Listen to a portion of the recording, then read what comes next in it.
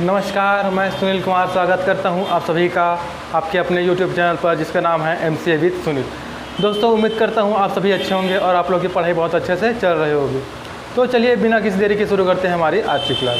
दोस्तों, आज का हमारा टॉपिक है इलेक्ट्रॉनिक विन्यास या इलेक्ट्रॉनिक कॉन्फ़िगरेशन। तो परमाणु के अंदर इलेक्ट्रॉन किस तरीके से व्यवस्थित रहते हैं उसी को इलेक्ट्रॉनिक विन्यास कहा जाता है। जैसा कि आप जानते हैं कि परमाणु 3 मूलभूत कणों से मिलकर बना होता है, इलेक्ट्रॉन, प्रोटॉन और न्यूट्रॉन। जो प्रोटॉन और न्यूट्रॉन होते हैं वो परमाणु के नाभिक में होता है ना। और जो इलेक्ट्रॉन होते हैं उस नाभिक के चारों ओर चक्कर लगाते रहते हैं। तो जो इलेक्ट्रॉन होते हैं उस नाभिक के चारों ओर परमाणु के अंदर उसकी व्यवस्था किस तरीके से होती है, किस तरीके से वह व्यवस्थित होता है, उसी को कहा जाता है इलेक्ट्रॉनिक विन्यास या इलेक्ट्रॉनिक कॉन्फ़िगरेशन। ठीक है। तो जैसे आप जानते हैं कि परमाणु में एक नाभिक होता है जिसमें प्रोटॉन और न्यूट्रॉन होते हैं नाभिक में, और इस नाभिक के चारों ओर कुछ निश्चित वृत्ताकार पथ होते हैं इस तरीके से। और जो इलेक्ट्रॉन होते हैं इन्हीं वृत्ताकार पथों में घूमते रहते हैं। नाभिक में क्या होता है, प्रोटॉन प्लस न्यूट्रॉन होता है, और इस नाभिक के चारों ओर इन वृत्ताकार पथों में इलेक्ट्रॉन घूमते रहते हैं। इनमें क्या होता है, इलेक्ट्रॉन होता है। ठीक है। और इन वृत्ताकार पथों को क्या कहा जाता है, इनको कहा जाता है ऊर्जा स्तर या एनर्जी लेवल या कोश या कक्ष। ठीक है। एनर्जी लेवल या सेल या फिर ऑर्बिट। इन वृत्ताकार पथों को कहा जाता है ऊर्जा स्तर या कोश या कक्ष, एनर्जी लेवल, सेल या ऑर्बिट। ठीक है। तो जो ऊर्जा स्तर होते हैं उनको स्मॉल n से डिनोट किया जाता है। ठीक है। इनका वैल्यू क्या होता है, इनका KLMN कैपिटल है ना, एंड सो ऑन, इसी तरीके से। और मैथमेटिकल वैल्यू होता है 1 2 3 4 एंड सो ऑन। ठीक है। तो जो पहला ऊर्जा स्तर होता है, ये ऊर्जा स्तर है, जो वृत्ताकार पथ हैं उनको ऊर्जा स्तर कहा। किन्होंने कहा था, तो नील्स बोर ने कहा था। ठीक है। तो जो पहला ऊर्जा स्तर होता है उसको वो होता है K, उसके बाद L, उसके बाद M और उसके बाद N। और आगे और ऊर्जा स्तर बढ़ते जाएंगे तो वो KLMNOPQRSTU इस तरीके से वो भी बढ़ते जाएंगे। ठीक है। 1 2 3 4 भी बोल सकते हैं इसको। ठीक है। अगर मैथमेटिकल वैल्यू पुट करें तो पहला ऊर्जा स्तर हो गया, ये दूसरा ऊर्जा स्तर हो गया, या तीसरा ऊर्जा स्तर हो गया, और ये चौथा ऊर्जा स्तर हो गया, है ना। तो ये 4 ऊर्जा स्तर हो गए। ठीक है। अच्छा, अब जो ये ऊर्जा स्तर होते हैं, ये कोश होते हैं, ये कुछ उपकोशों से मिलके बने होते हैं। ये किससे बने होते हैं, ये उपकोश से मिलके बने होते हैं। या फिर ऐसा बोल सकते हैं कि जो कोश होते हैं वो उपकोशों में विभाजित होते हैं, उनके अंदर भी उपकोश होते हैं जिनसे ये कोश बने होते हैं। ठीक है। जैसे उपकोश या सब सेल, इसको हम स्मॉल l से डिनोट करते हैं। ठीक है। उपकोश को हम स्मॉल l से डिनोट करते हैं। और सब सेल होते हैं S, P, D और F। ठीक है। सब सेल कौन होते हैं, S, P, D और F। ये S, P, D और F कहाँ से आया, ये आया है आवर्त सारणी के 4 ब्लॉक होते हैं। आवर्त सारणी में होते हैं 4 block, S block, P block, D block और F ब्लॉक। तो उन 4 ब्लॉक से आए हैं S, P और D, F। तो ये S, P, D और F ये क्या हो गया, सब सेल। ये सब सेल से क्या बनते हैं, सेल बनते हैं। ठीक है। जैसे ये जो K सेल दिख रहा है, ये जो K सेल दिख रहा है वो केवल एक सब सेल से बनता है, S। ये देखिए, ये K सेल हो गया, ये पहला ऊर्जा स्तर हो गया जिसको हम K बोलते हैं, है ना। तो ये केवल एक सब सेल से बना होता है जिससे को बोलते हैं S सब सेल। ठीक है। जो दूसरा एनर्जी लेवल या दूसरा सेल होता है वो बनता है 2 सब सेल से, S और P से। ठीक है। ये पहला सेल हो गया, दूसरा सेल हो गया, या तीसरा सेल हो गया, और ये चौथा सेल हो गया। ठीक है। तो जो पहला सेल हो के वो केवल एक सब सेल से मिलकर बना होता है, एस। जो दूसरा सेल होता है वो दो सब सेल से मिलकर बना होता है, एस और पी से। ठीक इसी प्रकार जो तीसरा सेल होता है उसमें तीन सब सेल होते हैं, एस, पी और डी, एस, पी और डी। और जो चौथा सब सेल होता है, जो चौथा सेल होता है वो चार सब सेल से मिलकर हो रहा होता है, इन चारों सब सेल से, एस, पी, डी और एफ।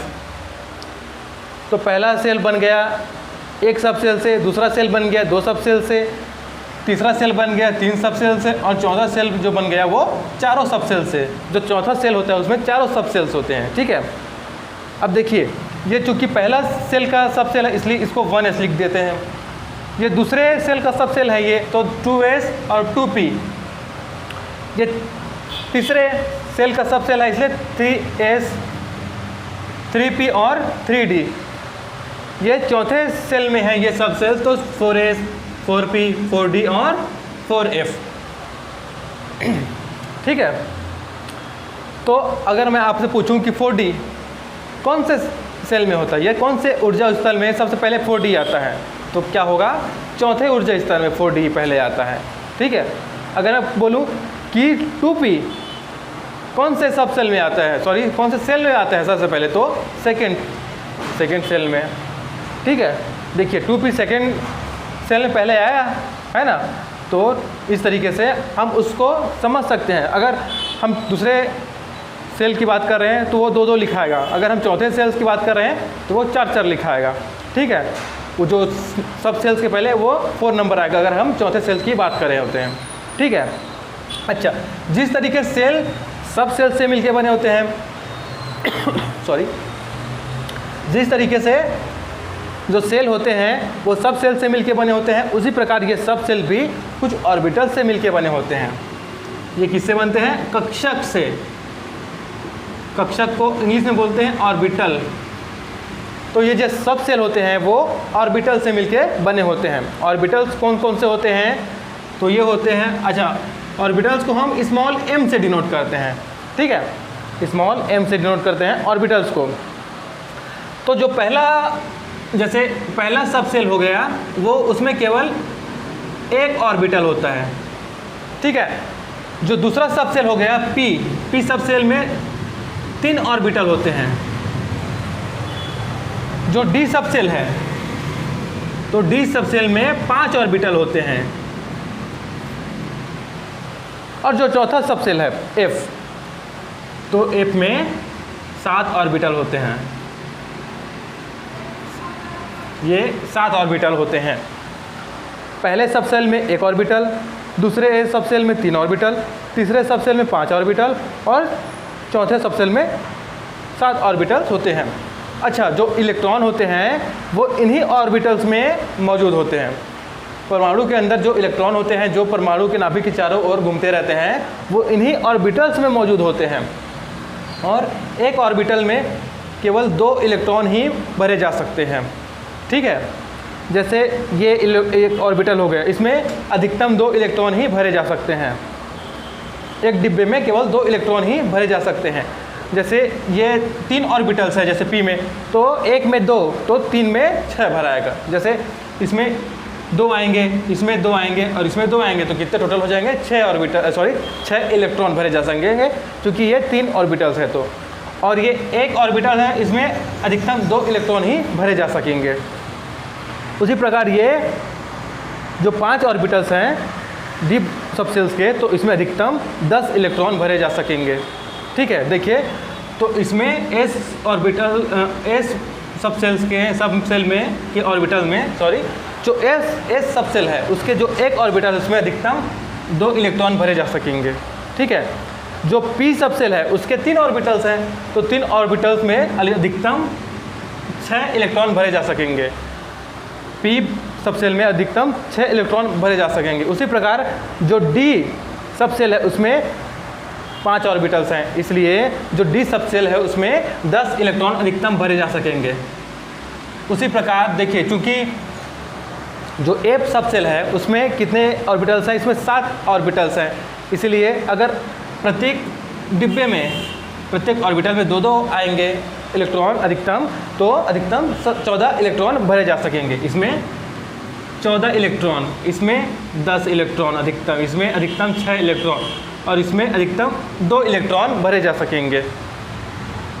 ठीक है, तो एस सब सेल में अधिकतम 2 इलेक्ट्रॉन, पी सब सेल में अधिकतम 6 इलेक्ट्रॉन, डी सब सेल में अधिकतम 10 इलेक्ट्रॉन और जो एफ सब सेल है उसमें अधिकतम 14 इलेक्ट्रॉन भरे जा सकते हैं। ठीक है, अच्छा, जो परमाणु के अंदर इलेक्ट्रॉन की व्यवस्था होती है वो किस तरीके से होती है, इसकी व्याख्या की गई है आपबाउ के नियम में। आपबाउ नियम के अनुसार जो इलेक्ट्रॉन होते हैं वो निम्न ऊर्जा स्तर से उच्च ऊर्जा, जो निम्न ऊर्जा स्तर से उच्च ऊर्जा स्तर की ओर भरे जाते हैं। तो निम्न ऊर्जा स्तर कौन सा हो गया, ये पहला, जो पहला एनर्जी लेवल है ये सबसे छोटा है, इसलिए ये निम्न ऊर्जा स्तर हो गया। अब इसमें आगे बढ़ते जाएंगे तो देखिए ये आकार जो है वो बढ़ते जा रहा है। ठीक है, जो एनर्जी लेवल का आकार है बढ़ते जा रहा है, तो उसमें ऊर्जा स्तर भी बढ़ते जा रहा है, तो ऊर्जा भी और क्या होगी, ऑब्वियसली बढ़ती जाएगी, है ना। तो सबसे कम ऊर्जा किसकी हो गई, पहले ऊर्जा स्तर की हो गई, उसके बाद उससे ज़्यादा दूसरे ऊर्जा स्तर की, उससे ज़्यादा तीसरे ऊर्जा स्तर की और उससे ज़्यादा चौथे ऊर्जा स्तर की या चौथे कोष की। ठीक है, तो सबसे पहले इलेक्ट्रॉन किसमें भराएंगे, इसमें भराएंगे, उसके बाद इसमें भराएंगे, उसके बाद इसमें भराएगा, फिर इसमें भराएगा लास्ट में।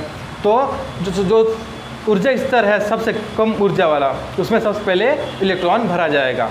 अब बाउ नियम कहता है कि जो परमाणु होते हैं उसमें इलेक्ट्रॉन निम्न ऊर्जा स्तर से उच्च ऊर्जा स्तर की ओर भरे जाते हैं, अर्थात जो निम्न ऊर्जा स्तर है उसमें इलेक्ट्रॉन सबसे पहले भरे जाएंगे। इसका एक डायग्राम बनता है, वो मैं आपको समझाता हूँ।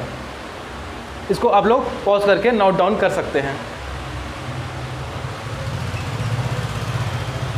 तो चलिए अब इसका हम डायग्राम देखते हैं।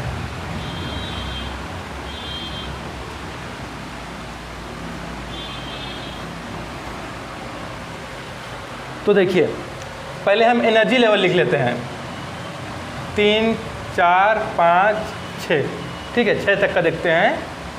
ये एनर्जी है लेवल है, यह कोश है, पहला कोश है, दूसरा कोश है, तीसरा कोश है, इस प्रकार चौथा, पांचवा और छठवां कोश है। ये ऊपर से नीचे की ओर है। ठीक है, ऊर्जा स्तर, इसमें ऊर्जा स्तर है। ठीक है, अच्छा, जो पहला ऊर्जा स्तर होता है या पहला कोश होता है वो केवल एक सबसेल से मिलकर बना होता है, ये केवल एक सबसेल से बना होता है। ठीक है, एस सबसेल से। उसके बाद दूसरा जो सेल होता है वो 2 सबसेलों से बना होता है, एस और पी से। ठीक है, जो तीसरा सेल होता है वो 3 सबसेल से जो तीसरा सेल होता है वो 3 सबसेल से बना होता है, एस, पी और डी। और जो चौथा सेल होता है वो 4 सबसेल से बना होता है, एस, पी, डी और एफ। ठीक है, अब चूंकि अभी तक केवल 4 सबसेल ही हमें ज्ञात हुए हैं, इससे ज़्यादा भी सबसेल हमें ज्ञात नहीं है, इसलिए जो 5वें और 6वें, इससे आगे भी जो होंगे वो 4 सबसेल से ही बने जाएंगे इसमें। ठीक है, इस तरीके से इसमें भी sp-df, sp-df और ये sp-df। तो जो s ऑर्बिटल्स हैं, s सबसेल या p सबसेल, d सबसेल और f सबसेल, इनको एक लाइन में लिख देना है हमें। ठीक, अब देखिए चूँकि ये पहले ऊर्जा स्तर का सबसेल है तो इसको हम 1s लिखेंगे।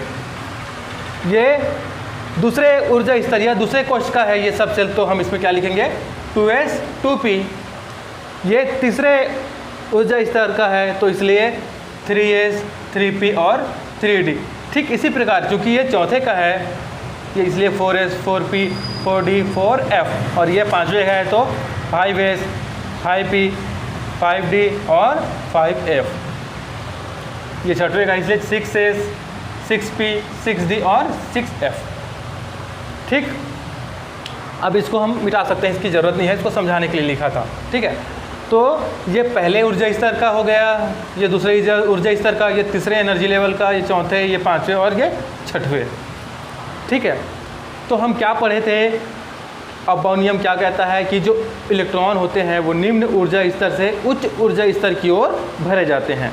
ठीक है, तो किस तरीके से भरे जाएंगे वो मैं आपको बताता हूँ।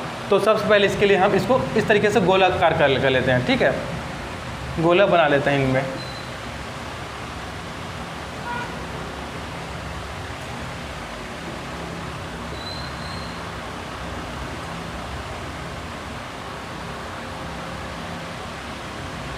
इस तरीके से, ठीक है। अब इसका डायग्राम होता है इस तरीके से, ऐसे लाइन खींचते जाते हैं, तिरछा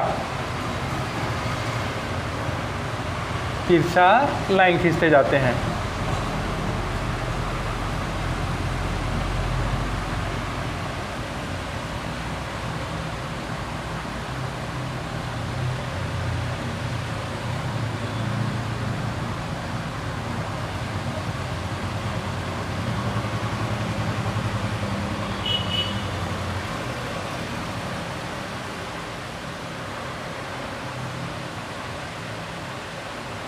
ठीक है, इस तरीके से एरो बना लेते हैं, इस तरीके से। इसका मतलब है जो इलेक्ट्रॉन भरे जाएंगे वो इस तरीके से भरे जाएंगे, ऊपर से नीचे की ओर, ठीक है। जो इलेक्ट्रॉन भरे जाएंगे ऊपर से नीचे की ओर भरे जाएंगे, ठीक। अब देखिए, हमें इसी के अनुसार इलेक्ट्रॉन की व्यवस्था करनी है। इलेक्ट्रॉन इसी क्रम में भरे जाएंगे, ठीक है। तो देखिए, सबसे पहले क्या आया है, 1 ऐसा आया है। पहले लाइन को देखिए, ये पहला लाइन, दूसरा लाइन, तीसरा, चौथा, पांचवा, छठवां, सातवां, आठवां और ये 9वां, ठीक। तो पहला देखिए, पहला लाइन, तो पहले लाइन में क्या है, केवल 1s लिख लिए, कॉमा लगा दीजिए, ठीक। उसके बाद दूसरे लाइन में देखिए क्या है, 2s लिख लीजिए, कॉमा लगा लीजिए। फिर तीसरे लाइन में देखिए, पहले क्या है, 2p है, 2p लिख लीजिए। फिर 2p के बाद क्या है, 3s लिख लीजिए। फिर तीसरा लाइन ख़त्म हो गया, आगे कुछ नहीं है, चौथे लाइन पे आ जाते हैं। तो चौथे लाइन में पहला क्या है, 3p लिख लीजिए। फिर क्या है, 4s, 3p के बाद 4s लिख लीजिए। अब देखिए 4s के बाद कुछ नहीं है, फिर अगली लाइन में आ जाते हैं। तो पांचवी लाइन में देखिए, सबसे पहले क्या है, 3d, तो 3d कॉमा लगा लीजिए। फिर 3d के बाद 4p और 5s, 4p फिर 5s हो गया। उसके बाद इधर कुछ नहीं है, फिर अगले लाइन में आ जाते हैं, छठवें में। तो छठवें में देखिए 4d, उसके बाद 5p, 4d, 5a और 6s, देखिए 6 आगे, इसके आगे कुछ नहीं है। फिर अगले लाइन में आते हैं, अर्थात सातवें लाइन में। तो सातवें लाइन में सबसे पहले क्या है, 4f, 4f के बाद 5d और 6p, आगे कुछ नहीं है। फिर अगले लाइन में आ जाइए, तो आठवें लाइन में क्या है, 5p है, सॉरी 5f पहले है, ठीक। उसके बाद 6d, आगे कुछ नहीं है। अगले लाइन में आ जाइए, तो 90 में क्या है, 6f, तो 6f, ठीक है। अब देखिए आगे कुछ नहीं है, तो इसको अब यहीं अपन मान के चलते हैं इतना, ठीक है। इसके आगे कुछ नहीं है, तो कंप्लीट हुआ अपना ये जो व्यवस्था है। तो देखिए, किसी परमाणु में इलेक्ट्रॉन जो भरेंगे इसी क्रम में भरेंगे, पहले 1s में, फिर 2s में, फिर 2p में, 3s में, 3p में, 4s में, 3d में, 4p, 5s, 4d, इस तरीके से भरते जाएंगे। ऐसा नहीं होगा कि पहले 1s में भर दिए, उसके बाद 6s में भर दिए। अगर ऐसा करेंगे तो बिल्कुल गलत हो जाएगा, ठीक है। तो इस क्रम में जो सीक्वेंस है इसी तरीके से हम भरेंगे, ठीक है। अब इसको मैं मिटा देता हूँ, इसको आप नोट डाउन कर सकते हैं वीडियो पॉज करके। देखिए, तिरछा अपन एक डायग्राम है, ठीक है, तिरछा भरे इस तरीके से। और देखिए, चूँकि ये पहला लाइन में 1s है, इसलिए 1s पहले, दूसरे में 2s केवल है, इसलिए 2s ये। उसके बाद तीसरे में क्या है, 2p, 3s, 2p ये पहले में, ये दूसरे में, ये तीसरे में, ठीक है। और चौथे में देखिए 3p और 4s, तो 3p और 4s। पाँचवें में 3d, 4p, 5s, तो 3d, 4p, 5s। पाँचवें में 3d, सॉरी ये हो गया। छठवें में 4d, 5p है ना, 4d, 5p और 6s है। तो ये एक साथ है, ठीक है, ये इसमें मिला है, ये एक साथ है। उसके बाद क्या हो गया, अपन 4D 3,5P और हाँ ये सॉरी हाँ 4F 5D और 6P ये एक साथ है, एक लाइन में है, और ये एक लाइन में है और ये एक लाइन में है। ठीक है, तो जो हम इलेक्ट्रॉनिक विन्यास करेंगे वो इसी सीक्वेंस में करते हैं, इसी क्रम में करते हैं। ठीक है, तो आप इसको नोट डाउन कर सकते हैं या स्क्रीनशॉट लेके रख लीजिए इसका। अब उसको मैं रखे रहता हूँ, इसको मिटाता हूँ। ठीक है, अब करके देखते हैं कैसे करते हैं इलेक्ट्रॉनिक विन्यास। अभी मैंने आपको बताया था कि जो S सब सेल में है अधिकतम 2 इलेक्ट्रॉन भरे जा सकते हैं, P सब सेल में अधिकतम 6 इलेक्ट्रॉन भरे जा सकते हैं, D सब सेल में अधिकतम 10 इलेक्ट्रॉन भरे जा सकते हैं और F सब सेल में अधिकतम 14 इलेक्ट्रॉन भरे जा सकते हैं। ठीक है, तो हम देखते हैं एक परमाणु या एक तत्व सोडियम का, इसका परमाणु क्रमांक होता है 11। इसका परमाणु क्रमांक होता है 11। ठीक है, अच्छा, किसी परमाणु में जितने प्रोटॉन होते हैं उतने ही इलेक्ट्रॉन भी होते हैं। ठीक है, अगर ये सोडियम परमाणु है, ठीक है, तो इसमें 11 प्रोटॉन हैं तो इसमें 11 ही इलेक्ट्रॉन भी होंगे। तो जैसे 11 इलेक्ट्रॉन हैं, अब इसको हमें विन्यास करना है, इलेक्ट्रॉनिक विन्यास करना है, तो किस तरीके से करेंगे? इसमें 11 इलेक्ट्रॉन हो गए तो हमें इन 11 इलेक्ट्रॉनों को डिफरेंट एनर्जी लेवल्स में इस तरीके से व्यवस्थित करना है। तो क्या हो गया, अपन पहले क्या लिखेंगे? 1s। और देखिए S सब सेल है, उसमें अधिकतम 2 इलेक्ट्रॉन हो सकते हैं। देखिए, तो अपन ऊपर में यहाँ 2 लिख देते हैं, कॉमा लगा देते हैं। फिर क्या आएगा? 1s के बाद 2s में भी अधिकतम 2 इलेक्ट्रॉन हो सकते हैं। ठीक है, 2 इलेक्ट्रॉन हो गए, 2 और 2 4 हो गए, 4 हो गए। अपन को 7 और भरना है। ठीक है, जैसे 1 2 3 4 5 6 7 8 9 10 11।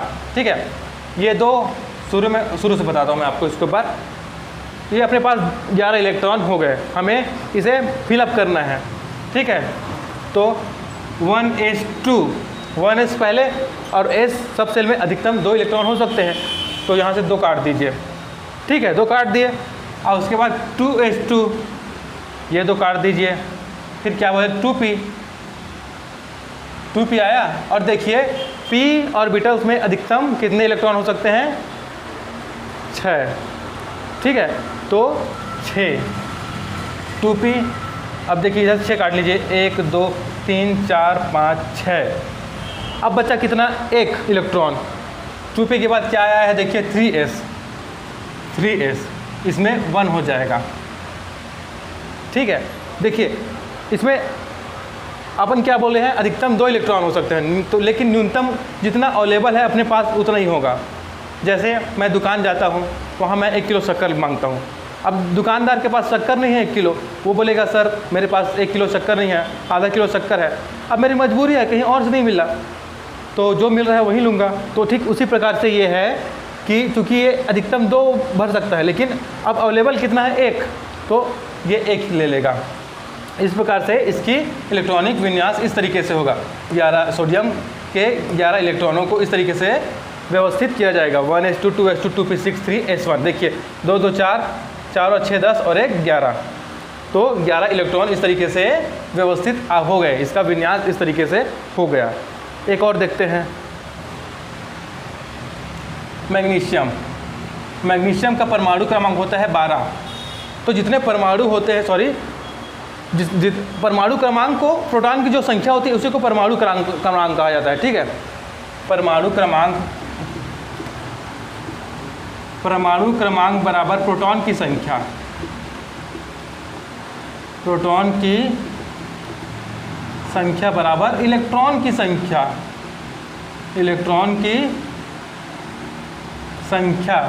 अर्थात जो जितना परमाणु क्रमांक होता है किसी तत्व का, उतना ही उसका प्रोटॉन की संख्या होती है। जैसे 12 है, परमाणु क्रमांक 12 है, तो उसमें प्रोटॉन की संख्या भी, प्रोटॉन भी 12 ही होंगे, और जितने प्रोटॉन होते हैं उतने ही इलेक्ट्रॉन होते हैं। तो ये एक दूसरे के बराबर होते हैं। जैसे परमाणु क्रमांक अगर 25 हुआ किसी तत्व का, है ना, जैसे मैग्नीज का, तो परमाणु क्रमांक अगर 12 है तो उसमें प्रोटॉन की संख्या भी, अगर परमाणु क्रमांक 25 है तो प्रोटॉन की संख्या भी 25 होगी और उसमें इलेक्ट्रॉन भी 25 होंगे।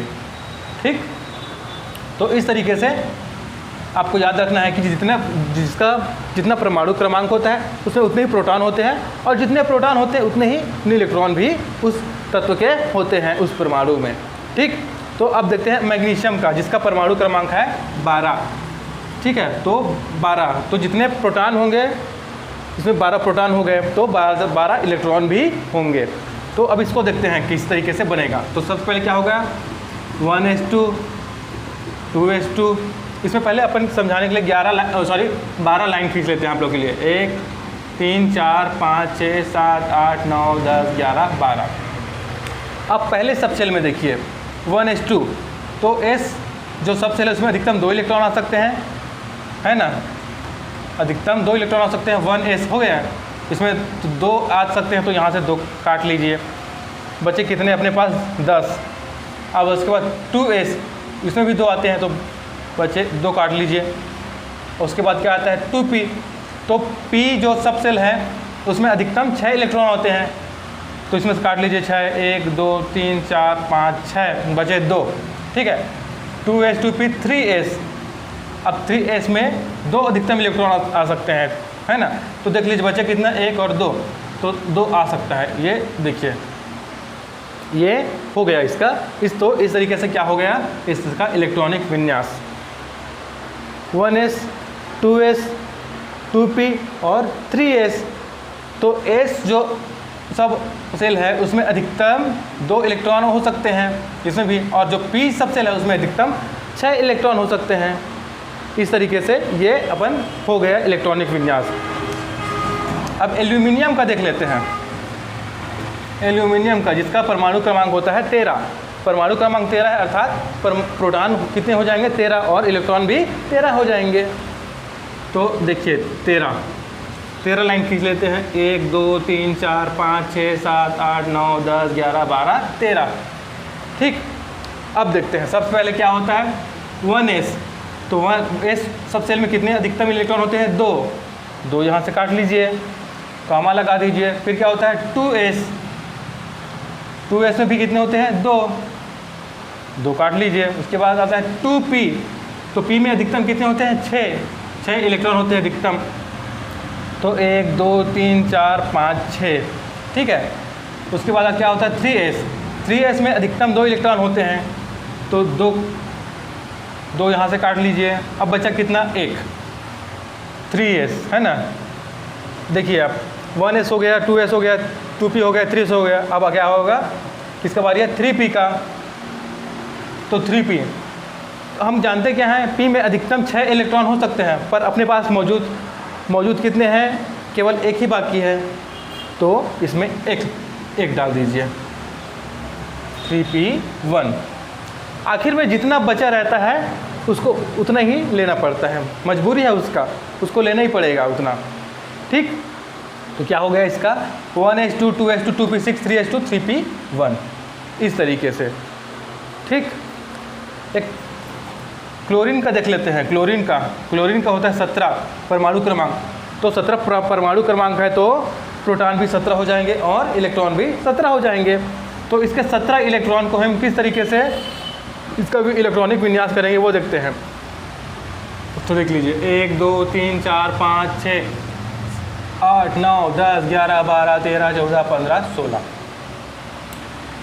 1s2 2 काट लिए, फिर 2s2 फिर 2 काट लिए, 2p6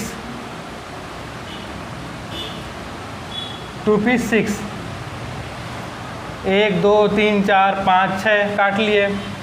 ठीक है, फिर 3s2 फिर 2 काट लिए।